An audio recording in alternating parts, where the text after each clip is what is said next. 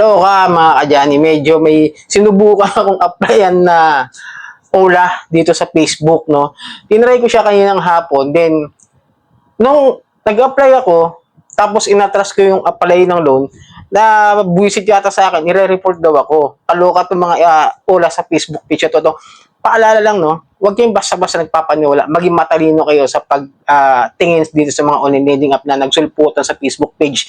Pero bago lahat, maglalambing po muna ako sa inyo na pakipollow po ang aking mga social media account sa Facebook, TikTok at ang aking YouTube channel. Kung nagustuhan nyo yung video ito, napakalaking tulong po na ma-like po ninyo, tapos share, tapos hit nyo po yung notification bell para updated po kayo sa mga usaping online lending apps. Then, disclaimer, hindi po ako nagpo-promote ng mga OLA. Hindi po ito sponsored at hindi po ako OLA agent. Okay?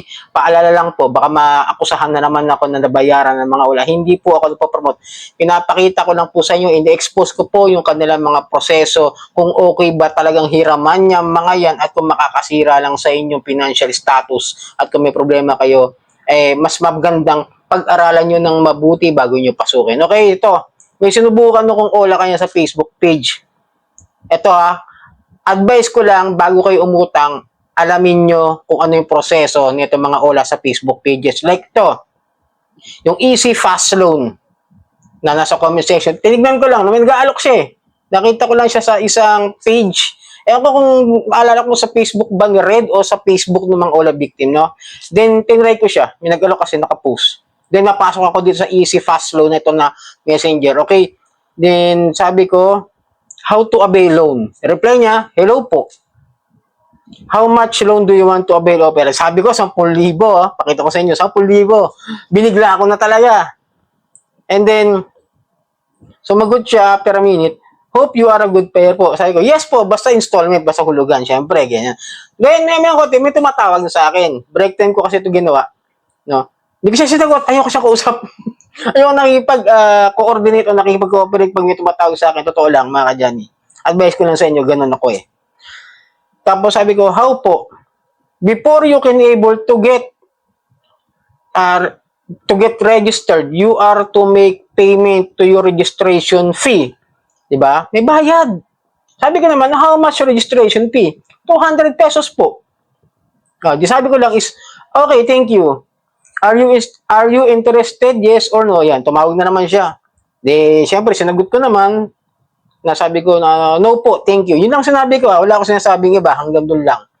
Then nagulat ako na, how much do you have? Parang tinatanong niya ako magkano yung pera ko na nasa e-wallet ko, di ba? Medyo red flag na sa akin, bakit kailangan niya tanongin at kung magkano yung hawak na pera ko diyan sa aking e-wallet. That means you are here to play. Parang sinasabi na nilalaro ko raw sila, pinagtitripan. Sabi ko nga, susubukan ko para malaman ko kung legit o hindi. Do you want me to report you? Nagulat ako, ha? Report? Ano ba kasalanan ko siya? Ba't ako report, di ba? Ito ang ginawa ko mga kadyani. Pag kayo napapasok sa ganitong sitwasyon, sagutin nyo lang ng mahinahon, pero may laman. Kagaya ng sinabi ko, yan, pakita ko sa inyo sinagot ko. Ano i-report mo sa akin? Nagtatanong lang ako kung nagpapautang kayo, pero may bayad kaya di ko tinuloy. Di ba? On point na kagad, direct to the point yung sinabi ko.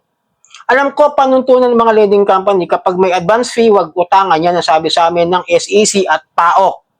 Ganon, mga kadyan. Yan, advice ko sa inyo, payo ko sa inyo yan. Huwag kayong basta bayad ng bayad. Di porke sinabi niya na pauutangin niya kayo. Basta magbayad na kayo registration fee. Either 200, 300, 400, 500 o mas mataas pa dyan. Huwag na huwag kayong papatol. Then, hinanap ko yung Facebook page.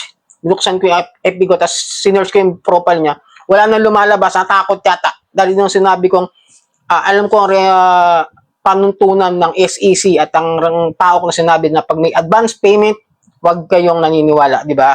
Marami akong nakikitang ganyan ngayon na napapasok sa scam sa online loan, na nagbabayad ng kung magkano, na katulad ng sa akin kanina, 200. Ngayon, pag binayaran ko yun, ang susunod dyan, ipapasok ako sa Telegram. Di ba? Maaaring sa Facebook Messenger din, GC nila. Then after that, ang gagawin? Pagkapasok niyan, yung 200 na yun, sabihin, ay sir, merong mali doon sa code na ibinigay mo. Hindi mai-release yung pera. Kailangan magbigay ka ng another 500. Ano lang yan Aking point of view pa yan. Ganun pa lang yun. Di syempre, magbibigay ka naman dahil gusto mong makahiram ng 10,000. Di nagbigay ka ulit. Example lang yon.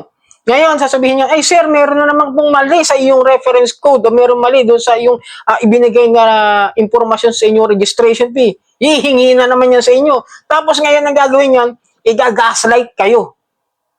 Nasasabihin, nag-a-apply ka na nun, tapos pag hindi mo binigay sa amin yung kailangan namin para maproseso, kakasuhan ka namin ng estapa o panloloko. Biruin mo, ako yung nagbigay ng pera, tapos ako kakasuhan ng estapa. Ganyan yung style ng mga ola na nagkalat dyan sa Facebook pages. Maniwala kayo sa akin o hindi, ang dami ko nabasa ganyan. Kaya sinubukan ko yung ganitong klase ng mga ola sa mga Facebook pages. No, mga kadyani, paalala lang, maging matalino tayo sa bawat pagpasok sa mga applyan nating ola. Hindi ko nga alam dahil sigurado hindi yan rehistrado sa SEC. Dahil doon pa lang, umatras na sa laban kung sinagot-sagot pa niya ako, talaga hindi diretso ko siya pag nag-mass filing ulit sa PAOK. Di ba? Pero hindi ako magbibigay ng kahit ano. Kahit 100 niya, hindi ko siya susubukan ganon. Hindi ako magsasayang ng pera sa isang lending company na uunahin muna magbayad ng payment bago ka magkaroon ng loan, bago ka ma-approve. Maling-maling proseso yan. Kasi ako sanay ako sa mga lending companies, pumupunta ako sa office ng mga yan. Pag na-discuss sa'yo yung utang mo, tsaka niya sasabihin na, sir, may bawas po kami processing fee dahil po doon sa mga pagpapasero at sa mga papel na kailangan namin para ma-document po yung inyong mga info. So, yung inyong mga ID, mga documents na kailangan nilang ibigay para ma-xerox, magkaroon din sila ng sarili nilang kopya at doon sa mga papel at kontrata na kailangan yung pirmahan. At kung sa mga online loan apps, mas okay pa nga yung mga ola na babawasan na muna yung utang mo, di ba? Para sa akin, mas okay lang. At least, may kasiguraduhan na kahit bawasan niya, may pera ka makukuha. Unlike this, wala kang kasiguraduhan na kapag ikaw nagbigay ng pera sa kanila, kung hindi ka sigurado makakuha, ikaw pa yung mamumroblema. Pero mo, ikaw yung nagbigay, ikaw yung naglabas ng pera. Tapos sasabihin ng report, kata mo, binara ko kagad. Di ba? Ganon. Ganon dapat mag-isip mga kadyani. Sana pagka ganito may mga sitwasyon kayo, na ina-applyan nyo, huwag kayo nagpapa-scam. Nakita ko sa post kasi ni Red. Kaya naghanap ako ng isang ola na nasa Facebook page. Susubukan ko at aaralin ko kung talaga bang ito yung mga ano lang. Kaya makapaniwala ko na mas madaming scammer na online loan app sa Facebook pages din ngayon. Ingat kayo dyan. Pero yung nagbigay yung tao ng 300 kasi sabi sure daw na makakapag-loan siya. Dahil may kulang yata siya pambayad ng bahay. Yun lang naman. Kawawa naman yung tao, ayun na scam na babawasan pa ng 300. Sigurado pag nauto pa siya noon, say ma'am, kulang pa po. Di syempre magbibigay pa.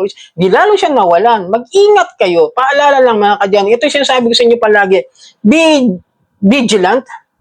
Make your own research. Do your due diligence. Pag-aralan nyo kung legit ba, huwag tayong basta pasok lang ng pasok sa mga bagay na hindi natin naiintindihan. Lalo na kung involved yung paglalabas ng pera. Lalo sa mga pautang. Kaya nga tayo ng utang dahil na kailangan natin ng pera at hindi yun tayo yung maglalabas. So sana nakatulong ang video ito. Muli, maglalabing na ako at magpapaalala lang sa inyo. Mag-ingat sa mga pag-apply sa mga online loan apps.